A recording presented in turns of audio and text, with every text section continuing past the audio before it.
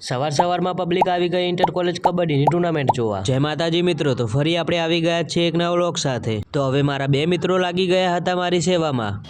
તો તમને જોઈને ખબર તો પડી જ ગઈ હશે કે હું પડ્યો હતો બીમાર।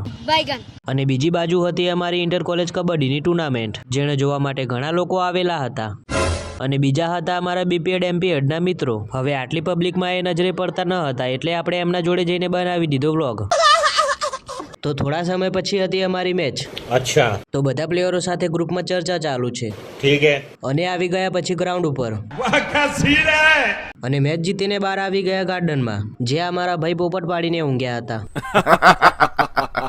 અને સામે બેઠા છે અમારા બનાસકાંઠાના ડીડી સરકાર। અને મળી ગયા હતા અમારા બીજા મિત્રો, જેઓને બતાવી દીધી બે આંગળીઓ। રોમ રોમ ભાઈઓ।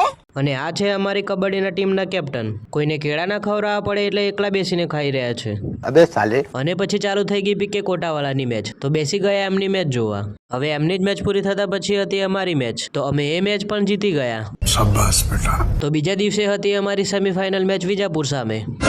સેમીફાઇનલ મેચમાં અમે હારી ગયા, અને ફાઇનલ મેચ હતી વિજાપુર અને વડનગર। હવે થર્ડ પ્લેસ માટે રમવાનું હતું અમારે ઊંઝા સામે। તો થર્ડ પ્લેસ માટે અમે ઊંઝા સામે રમીને જીતી ગયા, અને પછી પડાવી દીધા ફોટા। તો મળીએ એક આ નવા વ્લોગ સાથે। જય માતાજી।